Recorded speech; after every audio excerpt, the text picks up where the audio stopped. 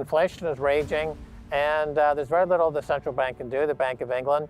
And like I said 5 years ago, I would not be surprised, and I will not be surprised when it happens, that the United Kingdom will once again need a bailout. As far as the bond market goes, you have a problem of convexity, where there's just too much debt out there, and the maturity on that debt is extended out toward further reaches of the yield curve, which means that the central bank is less able to manage the financial problems of the United Kingdom and other countries as well. So I think it'll be a lot worse this time than in 1976.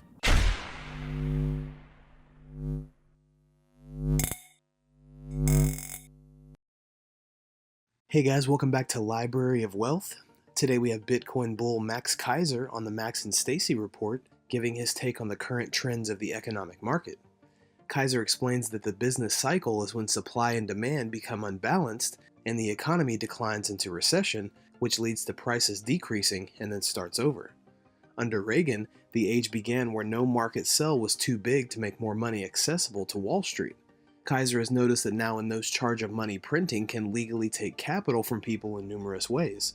As conditions worsen, this trend becomes more injurious and deceitful. Let's listen to Max Keiser as he talks about the future success of Bitcoin. Don't forget to like and subscribe if you enjoy the content we do here on this channel. Let's get right into the video. 5 years ago on Twitter, I predicted that the United Kingdom would need another IMF bailout. Boy, was I right. Stacey. Right. In fact, we're going to look at a tweet. It was from somebody else who was reporting on what you had said on a podcast, and you predicted, quote, this is a tweet from 2017, and it was Max Keiser, in 5 years, the UK economy will need an IMF bailout. The reason why we bring it up 5 years later is because not only is it 5 years later, but Goldman Sachs is predicting UK inflation could top 22% next year. Now, the last time the UK required a bailout from the IMF was in 1976. So we have another oil crisis. Bond yields obviously aren't anywhere near back then because, of course, central banks at that time were not able to, because we were so recently off gold, were not able to openly do something like quantitative easing. The circumstances look very similar to the history of the last time the IMF came to the rescue of the UK. Right, and part of the reason they kind of solved some of their problems of isolation and poor management and political class that had grown quite stale and ineffective was by being very active in their trade with the European Union, what became the European Union. So the more that they engaged in trade with the EU, the more robust the United Kingdom economy became. And they were also able to keep the British pound, which was quite a neat trick, which gave them another cute little way to maneuver some GDP growth. But since leaving the EU now, they don't have that buffer anymore. So they're on their own, and the inflation is raging, and there's very little the central bank can do, the Bank of England. And like I said 5 years ago, I would not be surprised, and I will not be surprised when it happens, that the United Kingdom will once again need a bailout. As far as the bond market goes, you have a problem of convexity, where there's just too much debt out there, and the maturity on that debt is extended out toward further reaches of the yield curve, which means that the central bank is less able to manage the financial problems of the United Kingdom and other countries as well. So I think it'll be a lot worse this time than in 1976. Keiser notes that for the first time in forever, global central banks are increasing their rates. This causes the dollar to climb, market pandemonium, and hardship to countries around the globe. The reason for this is that the banks are trying to get interest rate neutrality while trying to avoid absolutely demolishing the global economy. Keiser advises holding on to all Bitcoin because it has future merit and cannot be destroyed by money printers. Now, in terms of mismanagement by government, you know, we see in the United States, and you and I reported on this, certainly from Lockdown at Home on our Orange Pill podcast, about those PPP loans, the Payment Protection Act sort of thing, that they, basically millions of dollars were sent to multimillionaires and billionaires for free, right? It was a free write-off. But Max and I were presented with this, like up to $2 million. Free money, we were told from our banker, you know, you don't have to pay it back. And I don't know, you know, it seems like one of those Nigerian prince email scams. I thought there must be a catch, right? We can't just, they're not going to give us $2 million free dollars. And sure enough, like the document when it arrived to me was the very first words were that by signing this, you are stating and attesting to the fact under law that you require this, that without this money, you would go bankrupt. I was like, well, we wouldn't. So I'm not going to sign it because you know that will forever, therefore, be easily censorable, right? Because the government can say, well, remember 5 years ago you signed that document.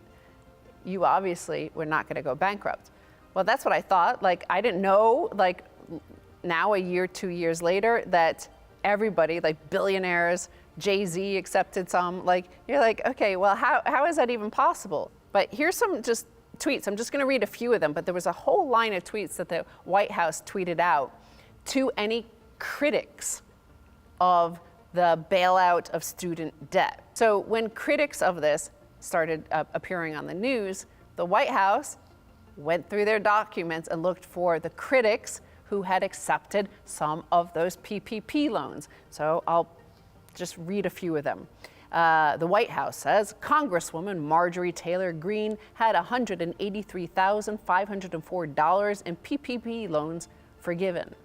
Next, Congressman Vern Buchanan had over $2.3 million in PPP loans forgiven because he was complaining. And then sample 3, Congressman Mike Kelly had $983,237 in PP loans forgiven.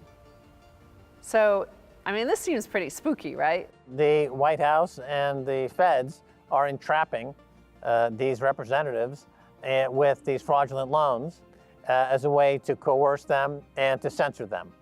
So they're no longer ability to represent the constituents who voted for them have been neutered. So there is no representative democracy in the United States.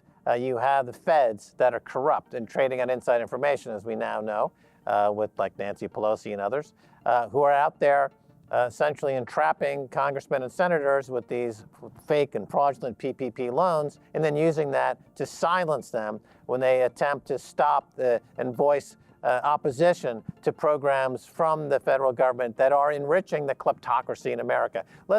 Let's be clear. The America has become a kleptocracy. It's become an oligarchy. It's becoming pernicious, ugly, and causing incredible dislocation and anxiety. So the government offered you free money, take this loan, using the words loan, because it got around basically the Constitution to issue it as a loan, but it's forgivable. We'll just forgive it.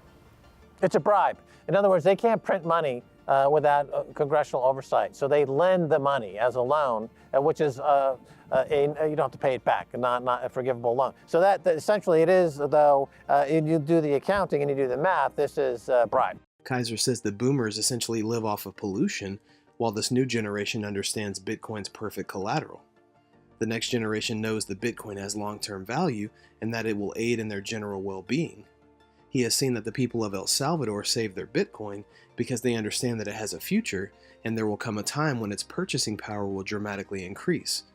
Paper has, in essence, been destroyed by rampant money printing. Gold offers a few advantages over fiat, as it's mainly measured in weight, though there is a risk of fraud.